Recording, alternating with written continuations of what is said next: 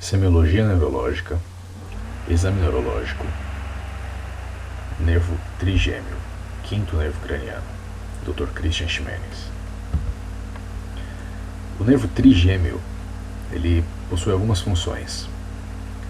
Provavelmente a principal delas é a parte de sensibilidade, pelo menos é a que compromete mais o nervo trigêmeo.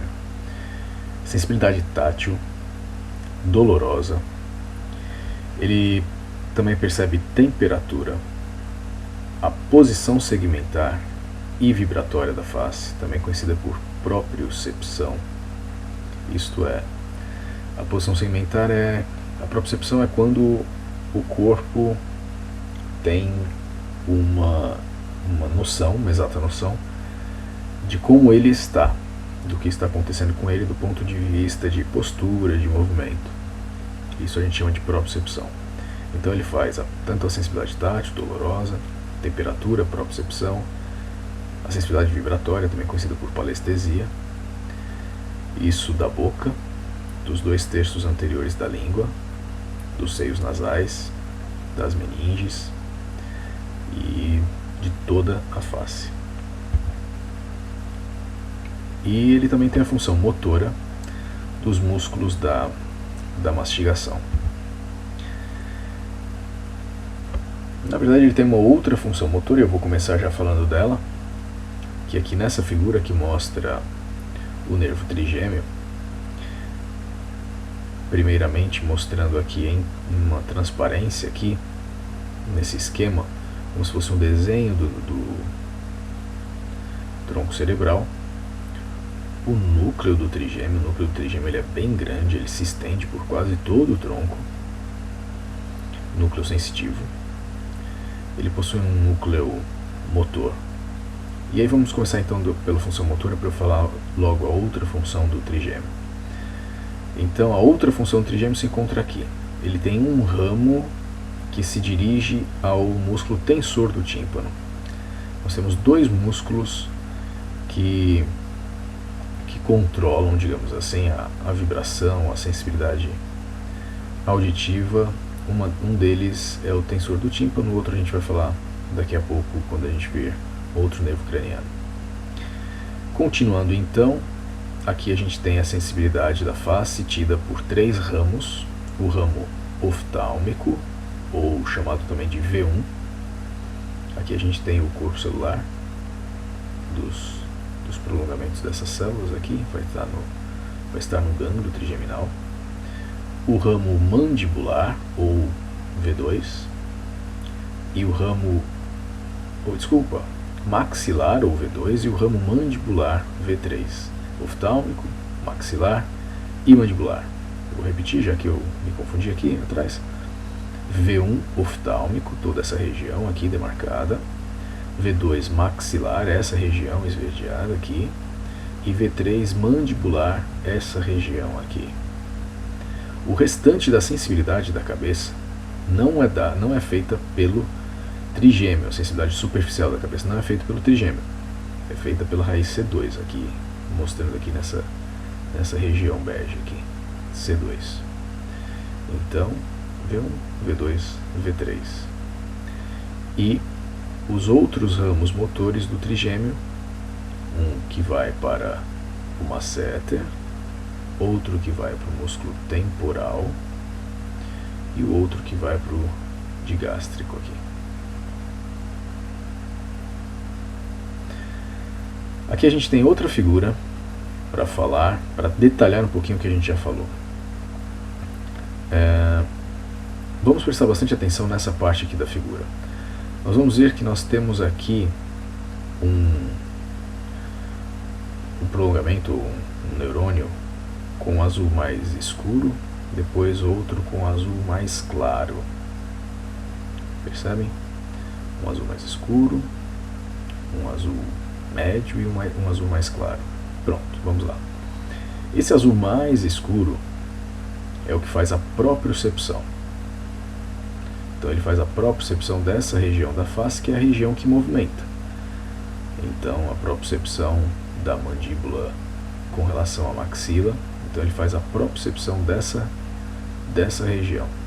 é esse mais escuro aqui. Se a gente acompanhar a linha do mais escuro, a gente vai perceber que o núcleo desse neurônio aqui, ele se encontra no gânglio do trigêmeo, ou melhor, isso, no núcleo do trigêmeo, melhor dizendo, não no gânglio. O gânglio é aqui, no núcleo do trigêmeo, bem aqui, ok?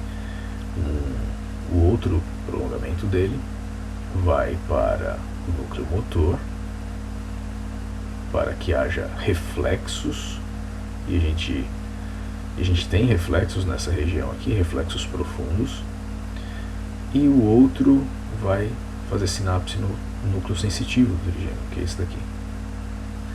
Bem, pegando outro prolongamento agora, esse que seria o intermediário, esse que a gente estava falando, é mais escuro, um intermediário, um azul intermediário aqui, que vai para os 3 ramos do trigêmeo, esse intermediário, e ele faz a sensibilidade tátil, é o tato,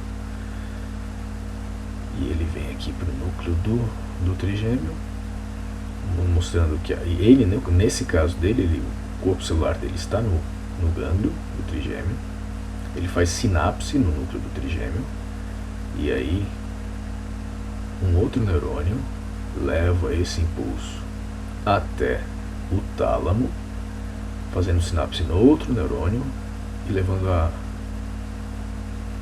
o sinal até o córtex sensitivo no giro pós-central.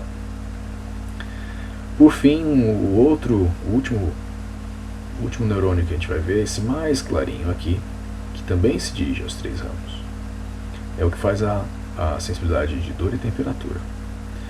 Ele vem, notem aqui os prolongamentos dele, né? Ele também tem os seus núcleos no gânglio trigeminal. Ele não faz sinapse aqui, no principal núcleo sensitivo do trigêmeo. Ele vai fazer sinapse aqui no núcleo espinhal do trigêmeo. Daqui ele vai cruzar praticamente na altura em que ele entrou aqui, ó, ele entrou aqui no núcleo e ele já cruza para o outro lado, sobe, faz sinapse também no tálamo e vai para o córtex sensitivo. Essa diferença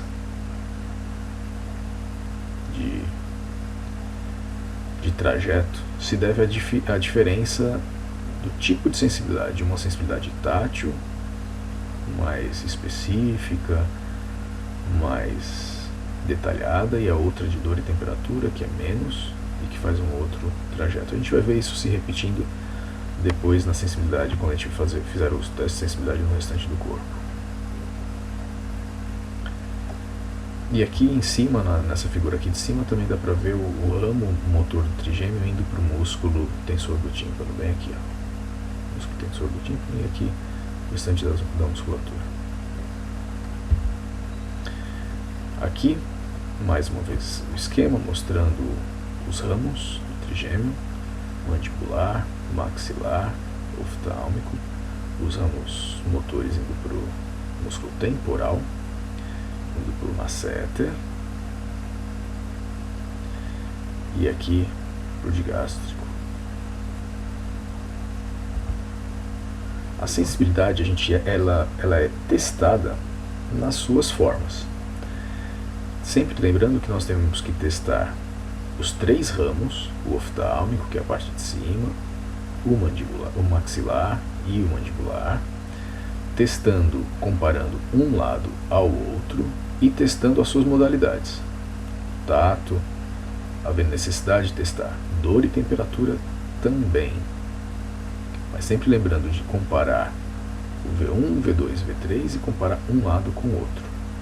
E toda a sensibilidade se testa com os olhos fechados, repetindo toda a sensibilidade, exceto, obviamente, a visão, a gente testa com os olhos fechados.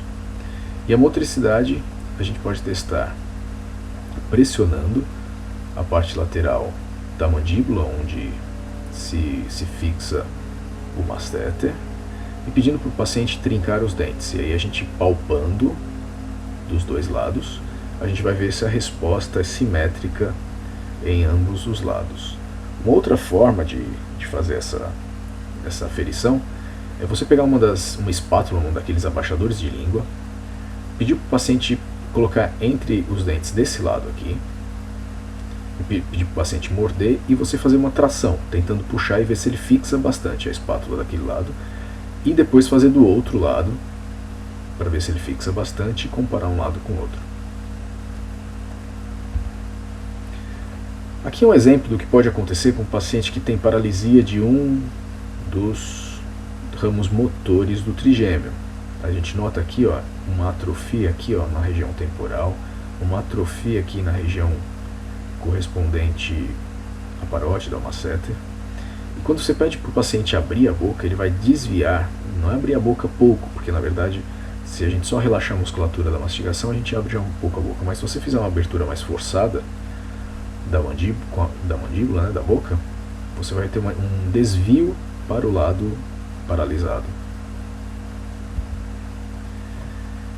Existe um reflexo que nós testamos, não testamos sempre, pelo fato de causar um incômodo, mas principalmente testamos em pacientes inconscientes, ou quando a gente tem suspeita que o paciente possa ter alguma lesão em um dos processadores ou um dos mediadores desse reflexo, que é o reflexo córneo-palpebral.